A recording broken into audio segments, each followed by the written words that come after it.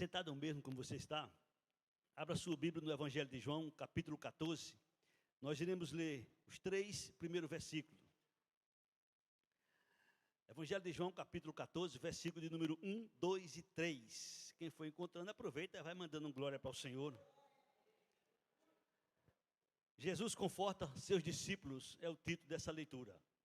O primeiro versículo diz assim: não se turbe o vosso coração. Credes em Deus, crede também em mim. Na casa de meu pai há muitas moradas. Se assim não fora, eu vos teria dito, pois vou preparar-vos lugar. E quando eu for e vos preparar lugar, voltarei e vos receberei para mim mesmo, para que onde eu estou, estejais vós também. Amém? Glória a Deus.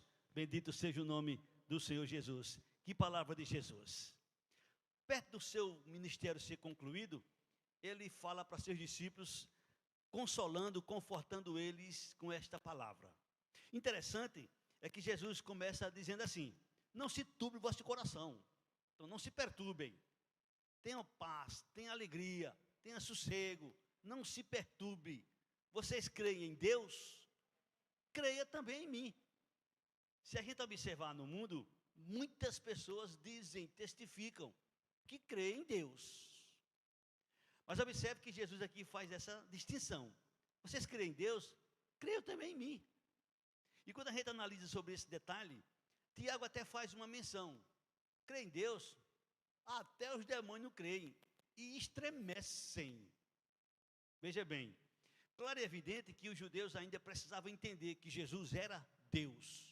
Muitos deles não sabiam, muitos deles não acreditavam, muitos deles não tinham nem a menor ideia que isso fosse possível. E só por declarar ser filho de Deus, às vezes ele era acusado, às vezes ele era perseguido. Mas ele disse: não se turbe o vosso coração. Credes em Deus, credes também em mim. Eu vou perguntar só para perguntar, mas eu sei que todos que estão aqui nesta noite creem em Deus e creem também em Jesus. Amém? E aí Jesus faz uma revelação fantástica, só para quem crê. Jesus diz no versículo 2, na casa de meu pai tem muitas moradas. Amém? A gente não vê, a gente não sabe como é que é, mas a gente acredita porque está registrado na Bíblia. A Bíblia, ela é a palavra de Deus. É aquilo que o Senhor diz, aquilo que o Senhor fala, pode ficar certo. É verdade. Ele vela pela sua palavra. E Jesus nos revelou que na casa de seu pai há muitas moradas. Se assim não fora, eu vos teria dito. Pois eu vou, Jesus falando, eu vou preparar-vos lugar. E quando eu for e vos preparar lugar, eu voltarei e vos recebereis para mim mesmo, para que onde eu estou, estejais vós também. Maranata, ora vem Senhor Jesus. Vai chegar esse dia, vai chegar essa hora, vai chegar esse momento, quando nós estaremos para sempre com o Senhor. Por enquanto, nós estamos aqui na terra ainda, e vamos passar uma temporada, talvez longa, talvez curta, talvez para uns mais rápido, talvez para outros seja um pouco mais distante, mas um dia vai chegar este momento da igreja ser arrebatada, subir aos céus e estar com o Senhor para sempre. Você crê nisso? Amém. Isso é conversa. Muita gente diz, isso é conversa para quem? Quem vai crer num negócio desse? Tem que ser crente. Isso não é uma palavra para qualquer pessoa. Isso é para quem é crente, para quem acredita nas Escrituras Sagradas. A gente vive nessa expectativa de que Jesus subiu aos céus, é uma verdade absoluta, e que Ele está preparando o lugar, e Ele usa uma palavra que seja de conformidade com o entendimento do ser humano, mas esse lugar já está pronto, com certeza. E Ele disse que viria buscar. E isso já faz aproximadamente cerca de 2000 anos. Isso quer dizer que não está tão longe. E pelo que nós estamos contemplando, pelo que nós estamos vendo, a coisa cada dia mais se aproxima. Esse momento cada vez mais está mais perto. da gente estar com o Senhor para sempre. Amém? Eu acho que você não tem dúvida. E se tiver, a gente vai nessa noite tentar tirar essas dúvidas de que nós iremos para o céu. Como é que pode isso? Parece utopia. Como é que pode isso? Se você tem dúvida de que nós iremos para o céu, eu vou te mostrar 2 passagens apenas, que eu acho que é muito interessante. Filipenses capítulo 3, versículo 20 e 21, eu até citei aqui recentemente essa passagem, mas nessa noite eu vou citar de novo. Filipenses 3, versículo 20 e 21, diz o apóstolo Paulo: nossa pátria está nos céus. Olha, onde está a nossa pátria? Nos céus. Eu sei que todos aqui são brasileiros e nós temos o Brasil como nossa pátria terrena. Porém, Paulo nos revela a nossa pátria celestial.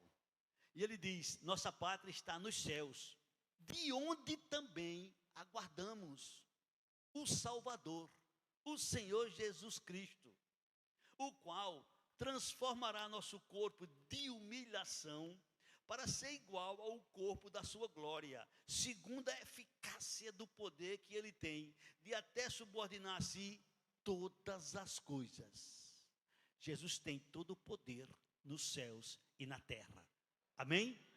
Foi lido aqui nesta mesma carta que Jesus recebeu um nome que está acima de todo nome, e que é o nome de Jesus.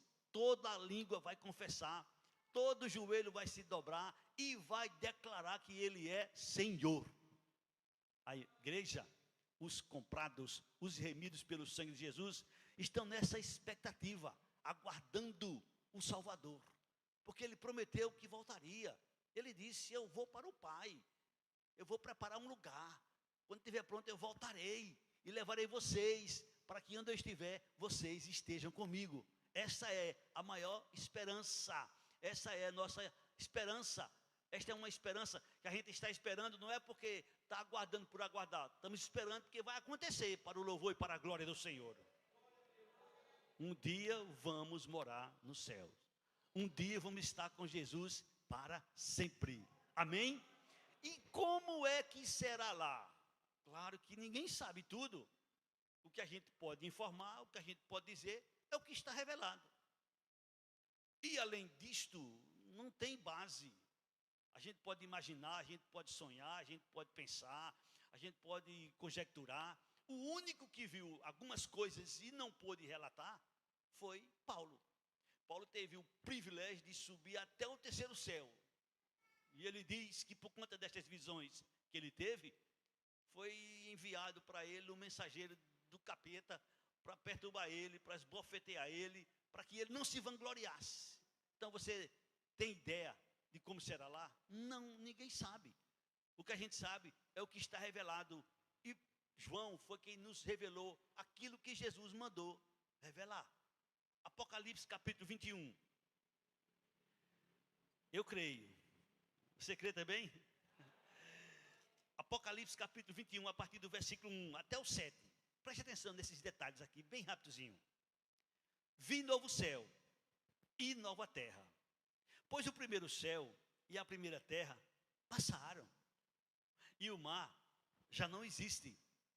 Vi também a cidade santa, a nova Jerusalém, que descia do céu da parte de Deus, ataviada como noiva, adornada para o seu esposo.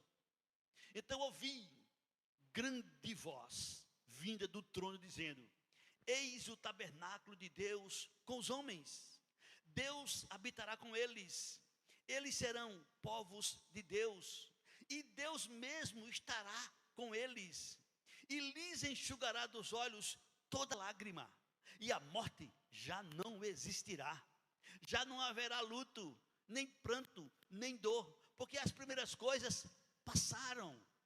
E aquele que está sentado no trono disse: eis que faço novas todas as coisas.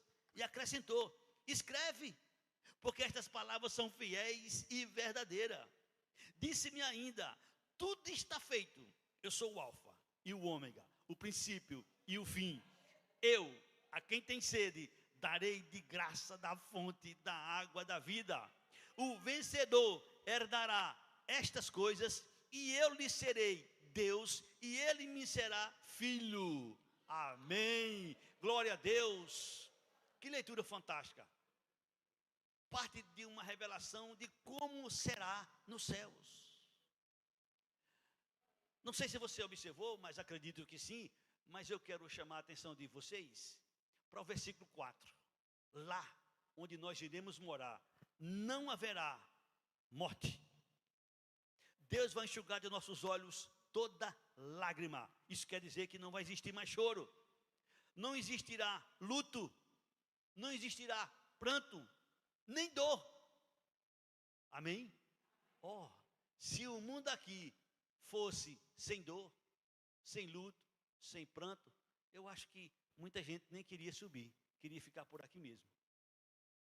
Eu imagino que muita gente nem queria ir, queria ficar por aqui mesmo. Mas, enquanto estivermos aqui, nós estamos sujeitos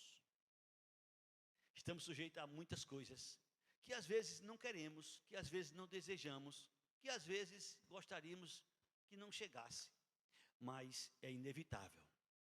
Nós, como cristãos, como parte da Igreja de Deus, devemos entender e compreender que nós andamos por fé. O que é que significa isso? Andamos pelo caminho sem ver, sem saber, sem ver. Fé é isso, é certeza das coisas que se esperam, é convicção das coisas que ainda não aconteceram. Isto não aconteceu, mas vai acontecer. Amém? Isso não aconteceu ainda, mas vai acontecer. Para nós, para Deus. Para Deus, olha, tudo já aconteceu. Deus é aquele que chama as coisas que não existem como que já existisse.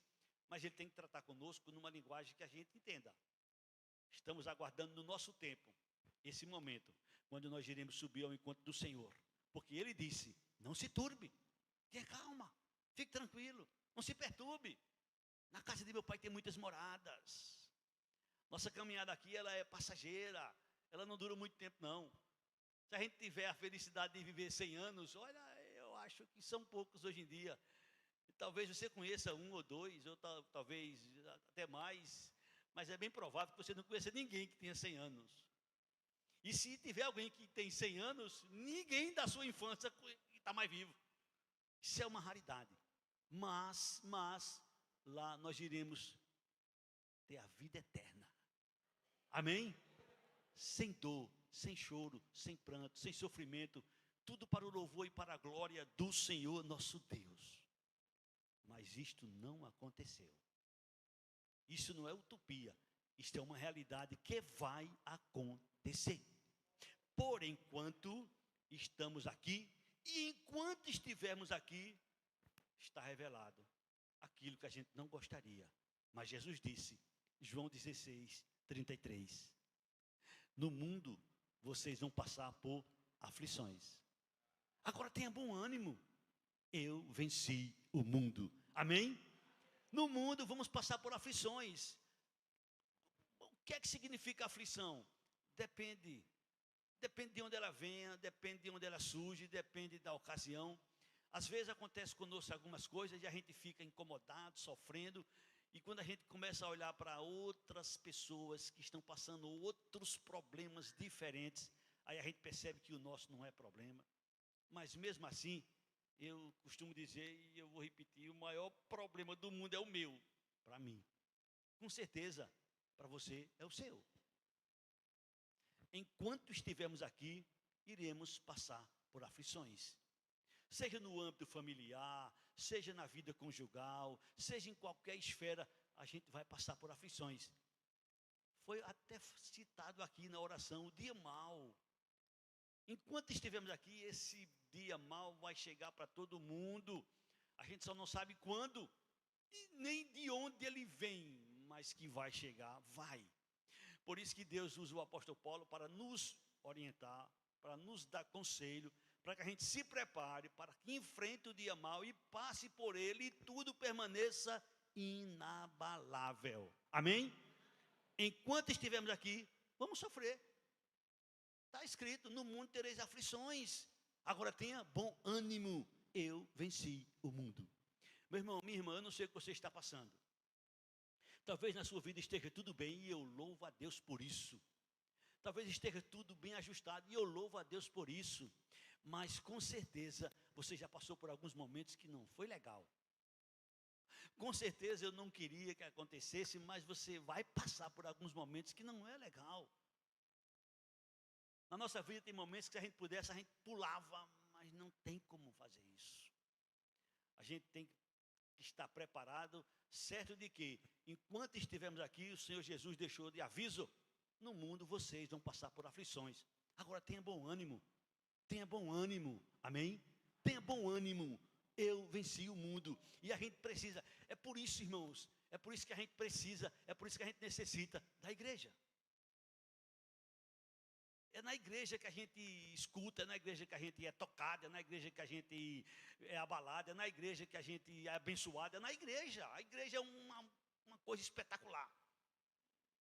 A igreja é uma coisa espetacular, e a gente precisa dela, a gente necessita dela. E eu até digo, e é uma verdade, a igreja não precisa de mim não. A igreja vai viver sem a minha pessoa? Vai, tranquilamente, sem você também vai. Agora, eu é que não vivo sem a igreja, você é que não vive sem a igreja. Então, é por isso que o autor aos Hebreus diz, não deixe de congregar. Como é costume de alguns, tem alguns que não querem congregar, não deixe de congregar. É na igreja que a gente recarrega a nossa bateria, é na igreja que a gente é tocado, é na igreja que a gente é sacudido para o louvor e para a glória do Senhor, amém? Eu sei que na sua casa você tem seus momentos de oração, seu momento de leitura, seu momento de meditação, mas não se compara com a igreja. No mundo, vocês vão passar por aflições, mas tenha bom ânimo, eu venci o mundo. Tenha bom ânimo, tenha bom ânimo. Como disse o irmão na oração, o choro, como disse o hino, o choro pode durar uma noite, mas a alegria vem pelo amanhecer, pela manhã. Às vezes essa noite é uma noite longa na nossa vida. Às vezes é uma noite longa. Isso não significa literal uma noite, um período de 12 horas, não. Às vezes é um período meio longo, mas a noite não dura para sempre. Depois da noite vem o amanhecer, amém? Então seja lá o que você esteja passando, tenha bom ânimo e se prepare, que vai amanhecer e vai mudar para o louvor e para a glória do Senhor. E se não mudar aqui, não tem problema, vai mudar lá, amém? Nós vimos que lá não haverá choro, não haverá morte, não existirá luto, nem pranto, nem dor, porque todas essas coisas já passaram para o louvor e para a glória do Senhor. É bom a gente saber, é bom a gente ter essa informação. Filipenses capítulo 1, versículo 29, Paulo diz que a nós, cristãos, salvos, remidos, comprados pelo sangue de Jesus, foi nos dado a graça de não só crer, mas também sofrer por Jesus. Não só crer, mas também sofrer por Jesus. Enquanto estivermos aqui, vamos estar sujeitos a sofrimentos, a aflições. Agora tem um detalhe. Paulo, inspirado pelo Espírito Santo, ele diz lá em Romanos 8, 18 em diante. O sofrimento no tempo presente. Ele faz uma analogia bem interessante. E eu queria que você acompanhasse comigo. Romanos capítulo 8, versículo 18 até o 25. Olha o que é que o Senhor nos mostra. Porque para mim, eu tenho por certo, que os sofrimentos do tempo presente não podem ser comparados com a glória a ser revelada em nós. Olha que palavra. Olha que revelação da parte do Senhor. O sofrimento que você passa, que você está passando, o sofrimento que nós passamos, que nós estaremos passando, não se compara com a glória que há de ser revelada. Nós temos essa expectativa. Nós temos essa esperança para o louvor e para a glória do Senhor. E Paulo vai mais além e diz, a ardente expectativa da criação aguarda a revelação dos filhos de Deus. Hoje, se você, se eu, se qualquer um de nós andarmos com qualquer pessoa do mundo, ninguém dá para saber lá fora, se a gente estiver junto, quem é, quem não é. De repente pode ter uma pessoa bem mais vestida do que a gente, e alguém perguntar e dizer, eu acho que aquele ali é crente, aquele outro não. Pode acontecer esse engano, porque não tem como saber, humanamente falando, não tem como saber. A ardente expectativa da criação aguarda a revelação dos filhos de Deus. Eu sei que eu sou filho de Deus, você é. Agora você não pode confirmar que eu sou, você pode dizer, pelo testemunho dele, eu acho que ele é. Pelo testemunho seu, eu posso dizer que você é, pelo seu testemunho. Mas o testemunho ele pode ser algo que não é tão real. E a gente pode se enganar drasticamente. Tipo, um sumo sacerdote estava no templo, entra uma mulher e começa a orar de uma maneira diferente. E começa a falar com Deus de uma maneira diferente. E aquele sumo sacerdote ficou incomodado a tal ponto de se dirigir a ela e dizer as seguintes palavras: tem vergonha? Estou falando do meu modo. Não tem vergonha de estar embriagada na casa do Senhor esta hora? Olha que atitude. Para aquele sumo sacerdote, aquela mulher estava embriagada no templo. E a mulher se levanta e diz para ele com autoridade: não me tenha como a filha de Belial. Eu estou derramando a minha alma na presença do meu Deus. Por isso que a gente não pode falar pelos outros, a não ser pelo testemunho. E a gente não pode dizer se é, se não é. Mas você sabe de você. Por isso que Paulo diz: a criação aguarda com expectativa a revelação dos filhos de Deus. João diz lá em 3 João, 1 João 3:2: amados, agora somos filhos de Deus, mas não se manifestou o que haveremos de ser. Quando ele se manifestar, aí nós seremos semelhantes a ele e veremos como ele é. Amém? Glória a Deus. E Paulo continua, versículo 20: pois toda a criação está sujeita à vaidade, não voluntariamente, mas por causa daquele que a sujeitou. Na esperança, preste atenção, de que a própria criação será redimida do cativeiro, da corrupção, para a liberdade da glória dos filhos de Deus. Por enquanto nós estamos, de certa forma, ainda no cativeiro da corrupção. Que cativeiro é esse? Nosso corpo. Enquanto a gente estiver nesse corpo, nós estamos cativos à corrupção do nosso corpo. Nosso corpo, por mais cuidado que a gente tenha, ele vai aos poucos se acabando. E a gente vai chegar um momento que vai precisar de ajuda para andar, se não morrer logo. Vai chegar um momento que a gente vai começar a esquecer as coisas. Vai chegar um momento que a gente não vai ter capacidade de ir nem de vir. Como Jesus revelou, disse: olha, vai chegar o tempo que você vai ser levado pelos outros. E você não vai ter mais vontade, porque a sua vontade não prevalece. Então, enquanto a gente estiver nesse corpo, nós estamos nesse cativeiro de corrupção. Mas a promessa é: nosso corpo vai ser transformado. Amém? Nosso corpo vai ser transformado.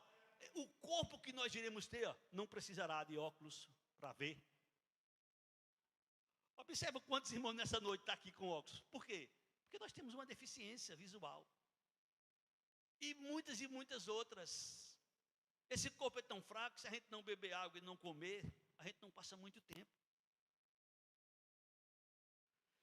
Paulo continua: porque sabemos que toda a criação a um só tempo geme e suporta angústia até agora. Toda a criação, ela está sendo aos poucos, sendo consumida, sendo destruída aos poucos. Se não fosse nascendo, ia ser extinta.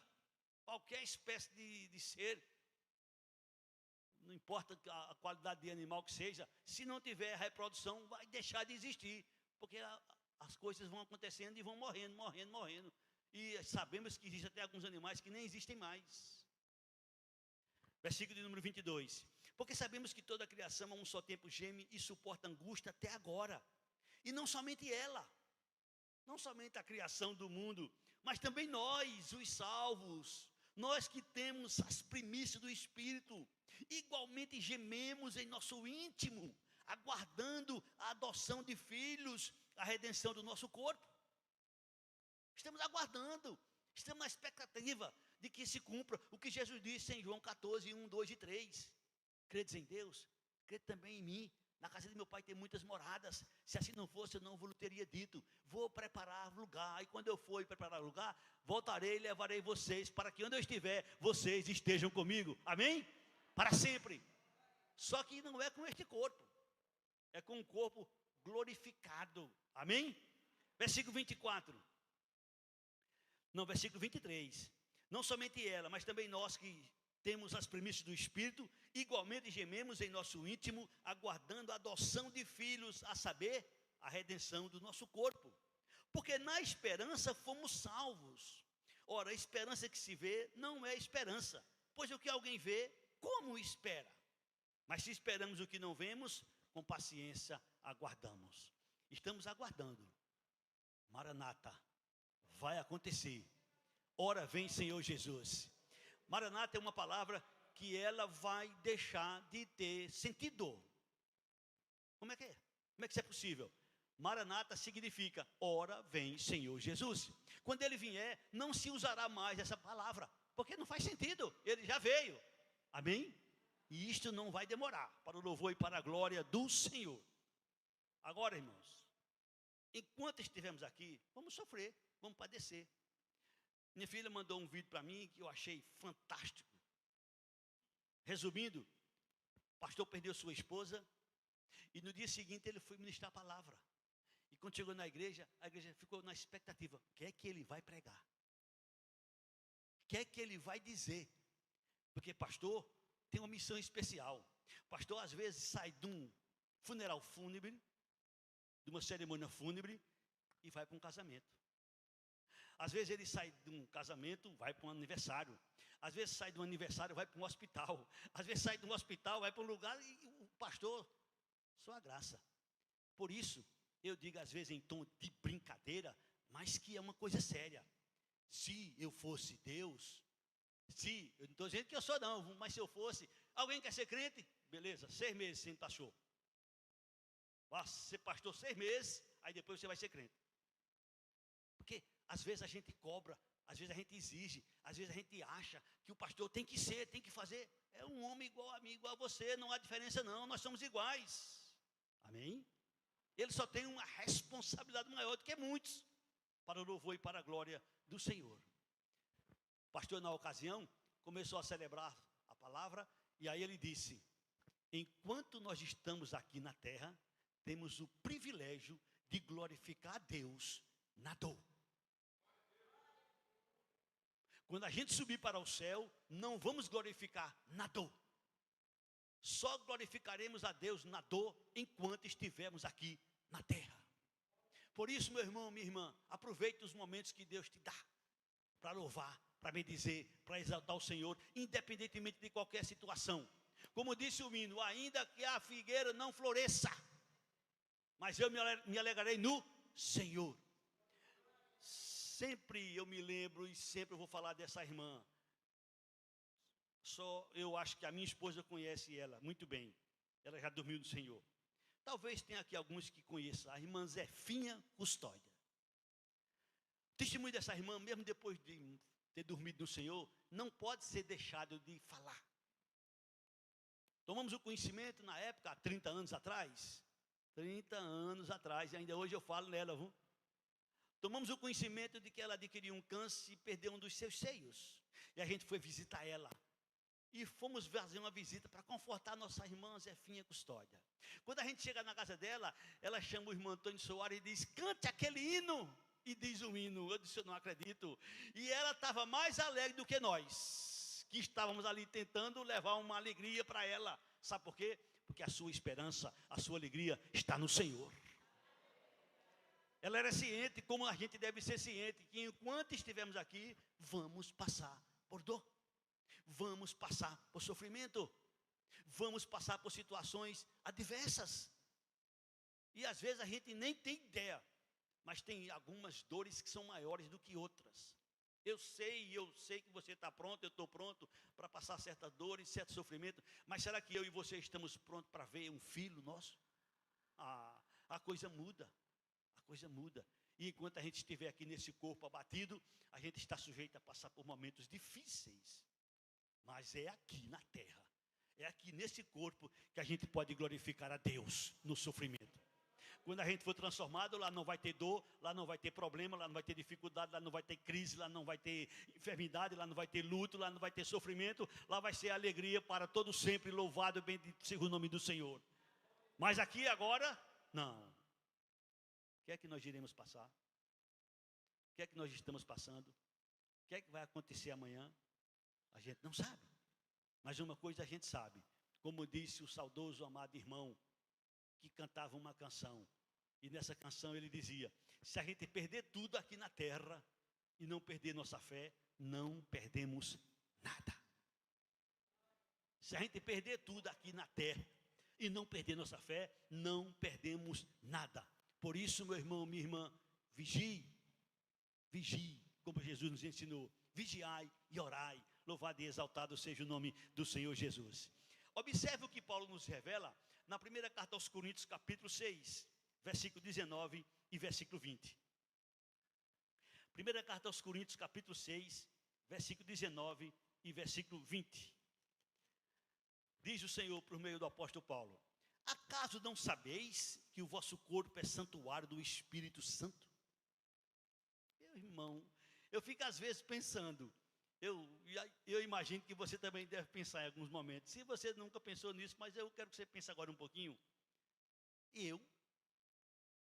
Você, talvez você seja digno. Jesus, o Espírito Santo habita em mim. Isso é muito forte. O Espírito Santo habita em mim. O Espírito Santo mora em mim. O Espírito Santo mora em você. O Espírito Santo habita em você. Você tem ideia do que significa isso? Você tem noção do que significa isso? Eu vou para casa dormir, o Espírito Santo vai comigo. Eu me acordo, ele se levanta comigo. Eu vou, ele vai comigo. Eu venho, ele vem comigo. Meu irmão, para onde você vai? Quem está dentro de você? O Espírito Santo de Deus. Tem que ser crente para crer numa coisa dessa. Isso não é todo mundo que crê nisso, não. Tem que ser crente. Acaso não sabeis que o Espírito Santo de Deus habita em vós? Acaso não sabeis que o vosso corpo é santuário do Espírito Santo que está em vós, o qual tendes da parte de Deus e que não sois de vós mesmos?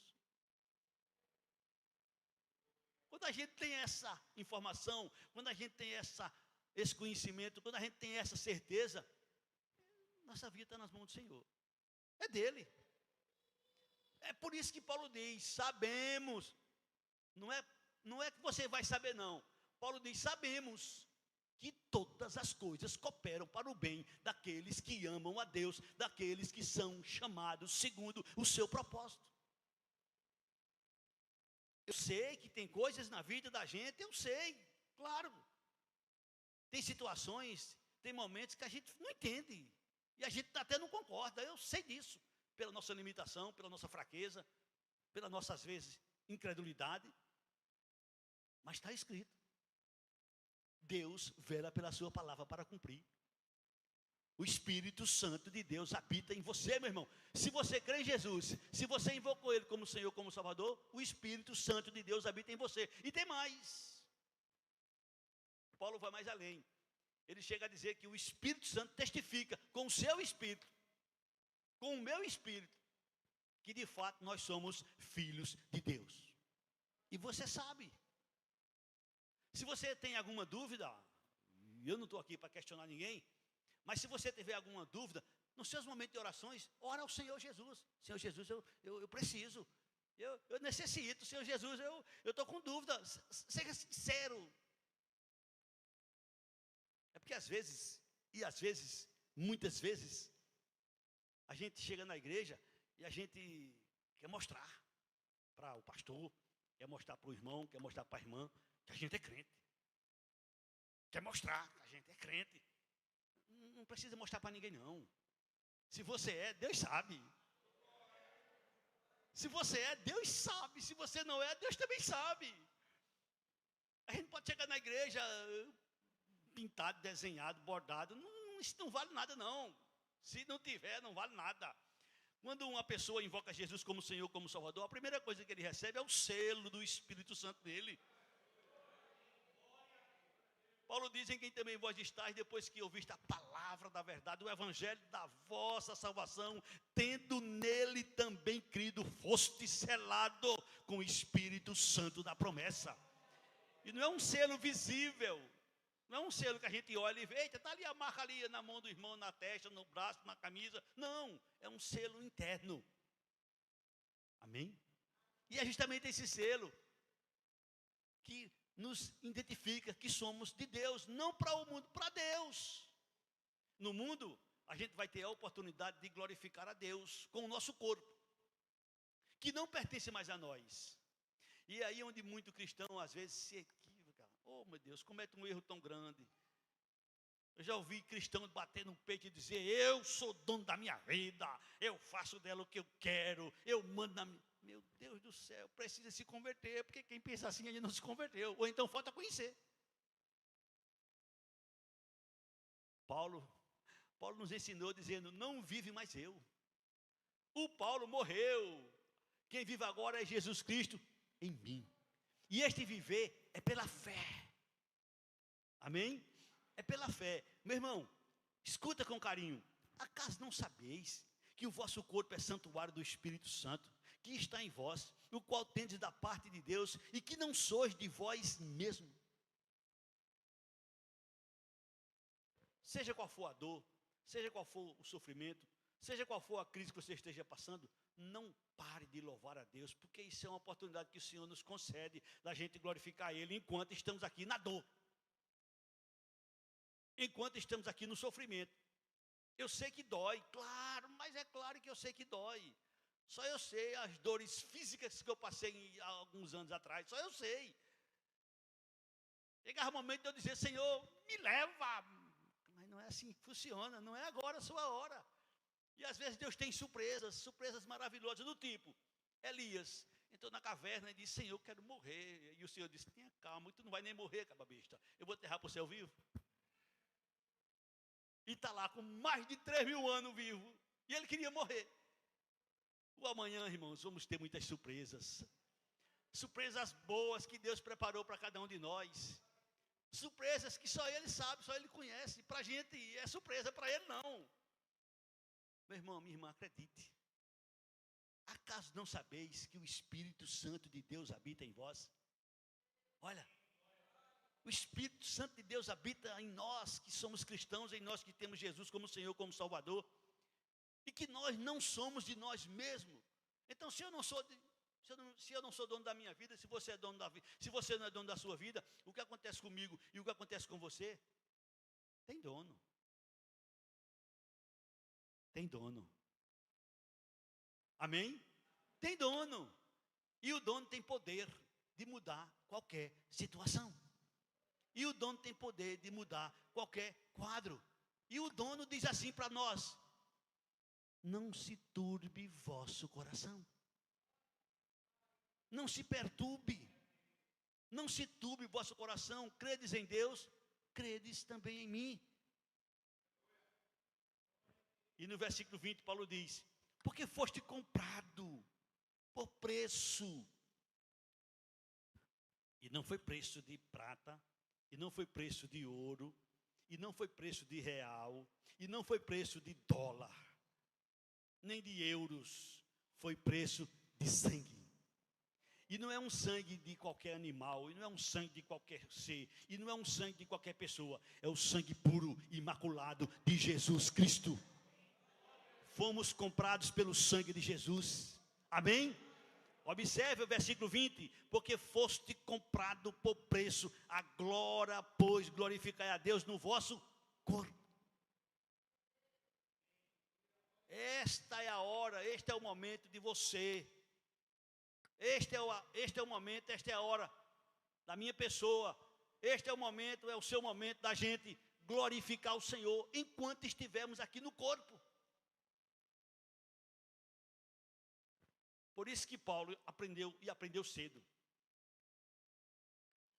Estava evangelizando, estava pregando o evangelho, libertou uma jovem que estava endemoniada. Por conta disso, levou uma surra.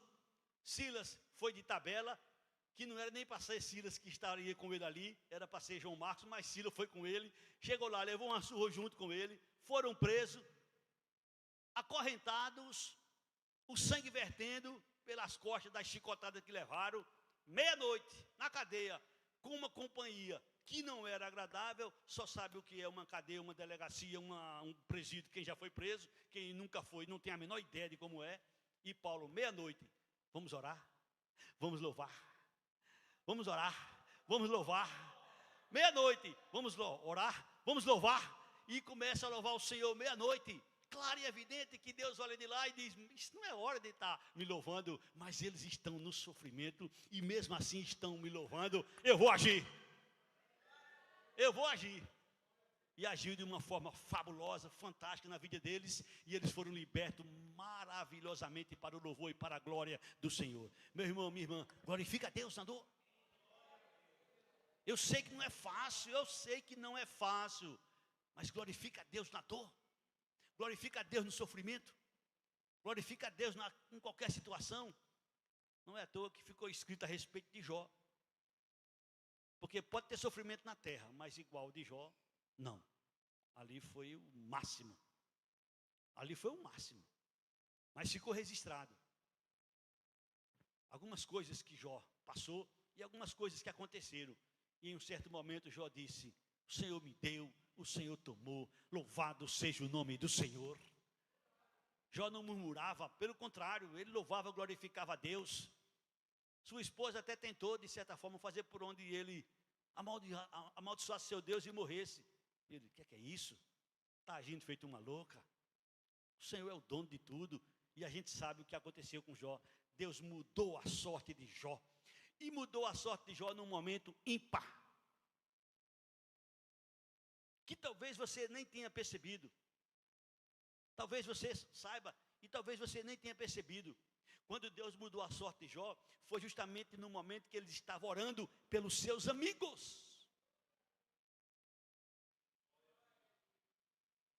Quando Jó estava com todo o sofrimento, no ápice do sofrimento, ele ora pelos seus amigos, e o texto diz que quando Jó orava pelos seus amigos, Deus mudou a sorte de Jó. Quando a gente aqui na igreja dobra os joelhos e vamos orar pela família, você tem se lembrado do seu vizinho que está passando uma dor muito grande com a sua família?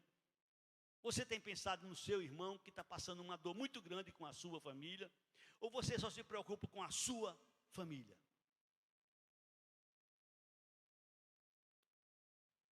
1 Timóteo capítulo 2 nos diz que antes de tudo a gente deve orar em favor de todos os homens.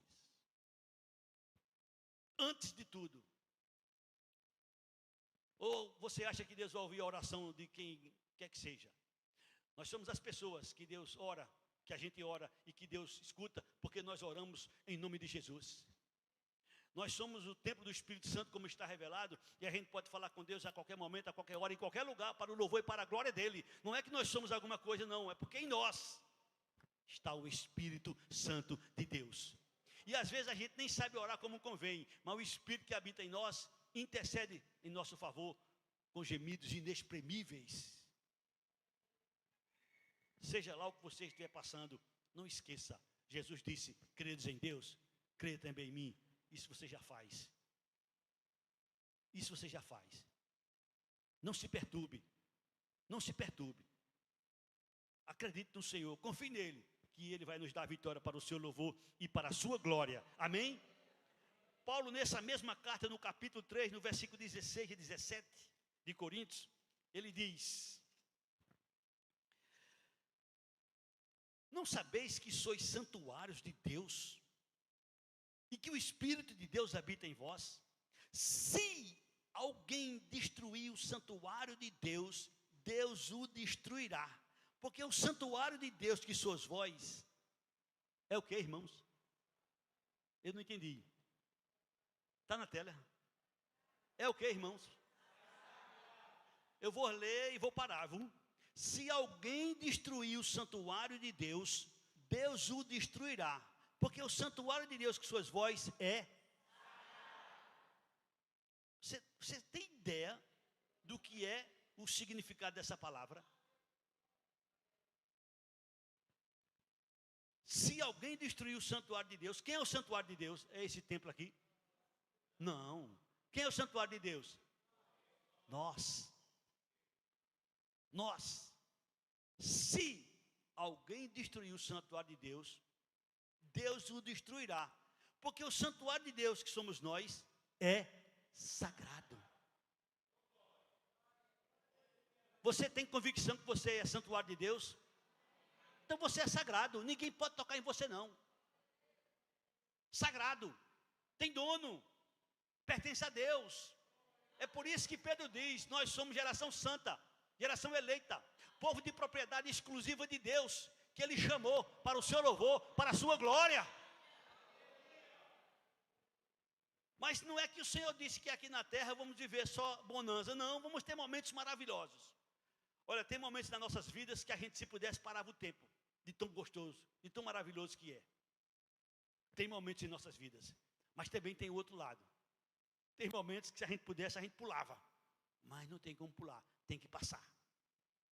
Talvez você esteja nessa noite passando, talvez nesse momento você esteja sofrendo, talvez nessa noite você esteja aí angustiado, porque recebeu uma informação que está com uma enfermidade terrível, ou que um parente seu, amado seu, está com um problema terrível, ou que está passando por algum problema terrível. Mas eu te digo uma coisa, tenha bom ânimo. Tenha bom ânimo. Tenha bom ânimo. Se Ele quiser, Ele muda qualquer coisa. Se Ele quiser, Ele faz qualquer coisa. Vamos ouvir a palavra de um homem que não era judeu, de um homem que não era de Israel, de um homem que não tinha nada com Deus, mas que disse para Jesus apenas isso: Senhor, uma palavra. Senhor, uma palavra. Senhor, não precisa muita coisa. Senhor, nem precisa o Senhor ir na minha casa. Senhor, eu não sou digno que o Senhor entre na minha casa. Senhor, só preciso uma palavra e o meu servo será curado. Jesus escuta aquilo daquele homem, olha para seus discípulos e diz: nem em Israel eu vi fé como esta. Um incrédulo no modo de falar, um gentil, foi para Jesus suplicar em favor, sabe de quem? Sabe de quem? Do seu pai? Não. Da sua mãe? Não. Da sua esposa? Não. Dos seus filhos? Não. Servo. Um escravo naquela época, para que você possa entender melhor. Um escravo. Mas era um escravo amado. Era um escravo querido. Porque este homem, foi a Jesus se humilhar e pedir a Ele: Senhor, cura meu servo. Uma palavra. Amém? Se Deus quiser, Ele faz o que Ele quer. Você não sabe disso? Ele é um todo-poderoso. Se Ele quiser mudar o meu quadro, Ele muda. Se Ele quiser mudar o teu quadro, Ele muda. Ele mandou dizer a Ezequiel: prepara a tua casa, põe em ordem a tua casa, porque tu vai morrer, acabou. Vai morrer. Isaías saiu, Ezequiel virou o rosto para o outro lado e ele disse: Senhor, lembra de mim, Senhor. Tu sabe quem eu sou, Senhor. Tu me conhece, Senhor. Eu não queria ir agora, Senhor. Tá, fez sua oração. Isaías, volta. Vai lá. Diz a ele que eu ouvi a oração dele e eu vou dar a ele mais 15 anos de vida. Esse é o nosso Deus, irmãos. Amém? Esse é o Deus que nós temos, que pode mudar qualquer situação, qualquer quadro. Por isso que Jesus disse: tenha bom ânimo. No mundo você vai passar por aflição, tenha bom ânimo. Por isso que Jesus disse: credes em Deus, credes também em mim. Na casa de meu pai tem muitas moradas. Não se perturbem. Não fique perturbado. Tome posse da palavra do Senhor. Acredite nas promessas de Deus, que são fiéis, que são verdadeiras. Sabemos porque está escrito. Cremos porque está escrito. Isso não é conversa fiada, não. Nós sabemos porque está escrito. Nós cremos porque está escrito. Nosso corpo é templo do Espírito Santo. O Espírito Santo habita em nós para o louvor e para a glória de Deus. É por isso que Paulo bateu no peito de uma forma e disse, para que você possa entender, Filipenses 4,13: tudo posso naquele que me fortalece. Eu posso passar por qualquer dificuldade, eu posso passar por qualquer situação, eu posso passar por qualquer momento, eu posso passar por qualquer crise, eu posso passar por qualquer dor, eu posso passar por qualquer situação, porque maior é aquele que está em nós do que o que está no mundo. O mundo não tem expectativa nenhuma, o mundo não tem esperança nenhuma, a esperança do mundo está aqui, a nossa não, a nossa está lá. Estamos aguardando, nossa esperança é essa, estamos aguardando o Senhor Jesus que vai transformar nosso corpo para o seu louvor e para a sua glória. O tempo não permite, mas eu vou pelo menos ler. Tiago capítulo 5, a partir do versículo 7. Sede, pois, irmãos, pacientes até a vinda do Senhor.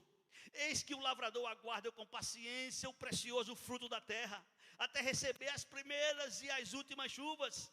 Sede vós também pacientes, fortalecei o vosso coração, pois a vinda do Senhor está próxima. Olha, quando Tiago escreveu isso, tem quase 2000 anos.